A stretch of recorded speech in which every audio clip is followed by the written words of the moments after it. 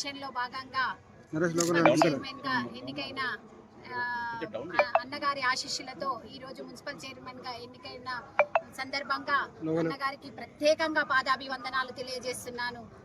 వారి కుటుంబ సభ్యులకు కూడా ప్రత్యేకంగా పాదాభివందనాలు. ఎందుకంటే ఇది 15 సంవత్సరాల కల నాది ఈ రోజు నెరవేరింది. చాలా సంతోషంగా ఉంది.